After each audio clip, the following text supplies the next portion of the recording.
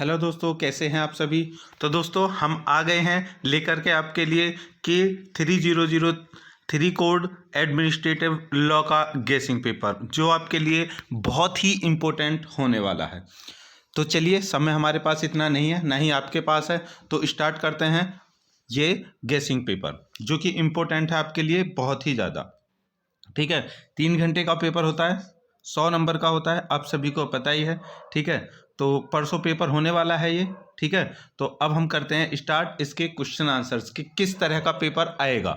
ठीक है, तो सबसे पहले स्टार्ट करते हैं शॉर्ट से। तो देखिए, शॉर्ट के लिए हमने यहाँ पर 10 क्वेश्चंस रखे हैं जो बहुत ही ज़्यादा इंपॉर्टेंट हैं, और इन 10 क्वेश्चंस के अंदर से ही सारा मैटर आने वाला है। सबसे जो पहला क्वेश्चन है वो रखा है हमने जुडिशियल रिव्यू, न्यायिक पुनर्विलोकन।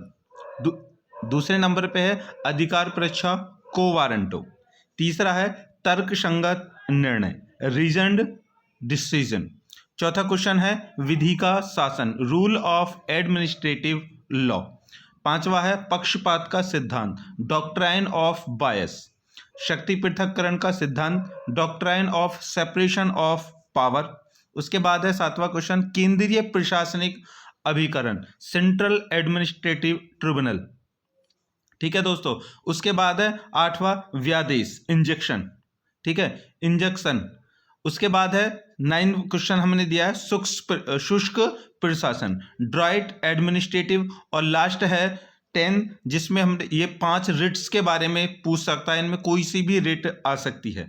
दो, या फिर ये पूछ सकता है कि बंदी प्रत्यक्षीकरण क्या है, ये रिट हैं, या फिर पूछ सकता है बंदी प्रत्यक्षीकरण और परमादेश में क्या अंतर है। इस तरह से कोई सी भी रिट इनमें से पूछी जा सकती है। तो ये 10 के 10 क्वेश्चंस हैं जो बहुत ही इंपॉर्टेंट हैं। ठीक है, इनमें से ही जो आपके 5 क्वेश्चंस आने वाले हैं 20 नंबर के, वो इन्हीं के अंतर्गत आएंगे। ठीक है, अब आप बिल्कुल भी चिंता ना करें कि ये क्वेश्चंस आप कहाँ से फाइंड करोगे। आपको जाना है हमारे चैनल की जो प्लेलिस्ट है, ठीक है, शॉर्ट वाली, उसमें जाना है और आपको ये 10 के 10 क्वेश्चंस का आंसर वहां पर मिल जाएगा। ठीक है दोस्तों, तो आगे चलते हैं। आगे है शॉर्ट क्वेश्चंस हमने कुछ रखे हैं, ठीक है, जो इम्पोर्टेंट हैं और वो आने हैं। एक बात और बता दूं, ये जितने भी पीछे 2015 तक के जितने भी पेपर हुए हैं, उन सभी में से हमने फाइंड कर करके क्वेश्चंस रखे हैं जो इम्पोर्टेंट रिपीटिंग में आते हैं। सबसे पहला है लोकहितवाद क्या है, भारत के संदर्भ में इसकी उत्पत्ति और विकास का वर्णन कीजिए। ठीक है, what is the public interest litigation describe its origin and development in the context of India. दूसरा है प्रशासनिक विधि के प्रमुख स्रोत, कार्यों एवं महत्व को पूर्णतः स्पष्ट कीजिए। Explain fully the sources, functions and importance of the administrative law. तीसरा क्वेश्चन है शक्ति पृथक्करण के सिद्धांत का प्रथम जनक कौन था, भारतीय संविधान के संदर्भ में आप इस सिद्धांत से क्या समझते हैं। Who was the first profounder of the doctrine of separation of power in the context of Indian Constitution? What does it mean? चौथा क्वेश्चन हमने यहाँ पे रखा है प्रशासनिक और संवैधानिक विधि में अंतर कीजिए। Distinguish between administrative and constitutional law. तो ये थे हमारे शॉर्ट क्वेश्चंस। अब चलते हैं लॉन्ग क्वेश्चंस की तरफ, जो कि इंपॉर्टेंट हैं और बहुत ज़्यादा अच्छे से तुम्हें इन पर ध्यान देना है और पढ़ना है। सबसे पहला है प्राकृतिक न्याय या फिर नैसर्गिक न्याय के सिद्धांत की विवेचना कीजिए। इस सिद्धांत के आवश्यक तत्व क्या हैं, भारत में यह सिद्धांत कहां तक लागू होता है। Explain the doctrine of natural justice, what are its essentials, how far is it applicable in India.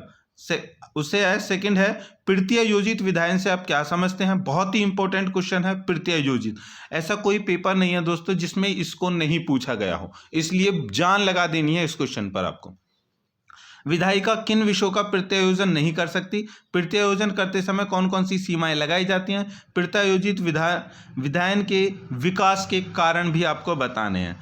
What do you mean by the delegation legislation, which subjects are not to be delegated by the legislature.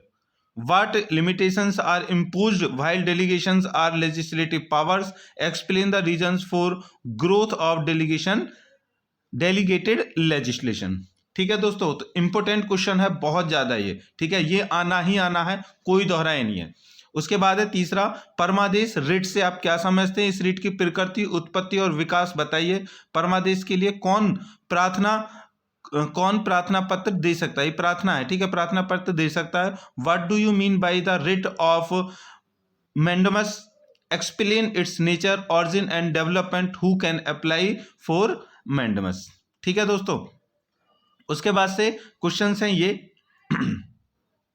कि ऑम्बेड्समैन, important question है, ठीक है। ऑम्बेड्समैन से आप क्या समझते हैं? क्या भारतवर्ष में अन्य देशों के समान लोकपाल और लोकयुक्त अधिनियम पारित हो चुका है? यदि हाँ तो कब से? इस अधिनियम का उद्देश्य बताइए। लोकपाल की स्थापना का वर्णन कीजिए। What do you mean by ऑम्बेड्समैन?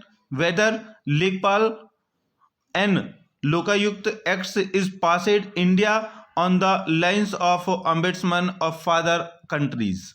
If so, with what objects and effects explain the establishment of Lokpal in India? पांचवा क्वेश्चन है जांच आयोग से आप क्या समझते हैं? Important question.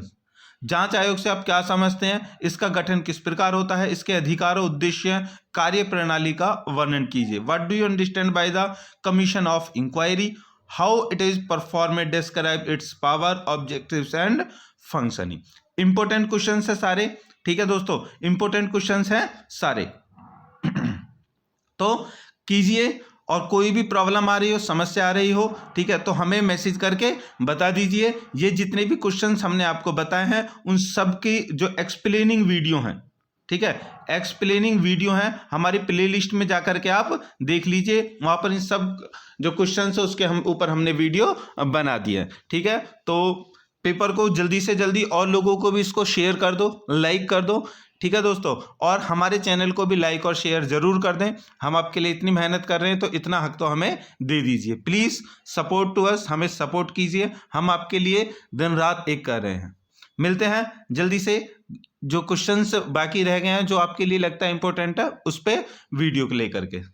तब तक के लिए बाय बाय, सी यू।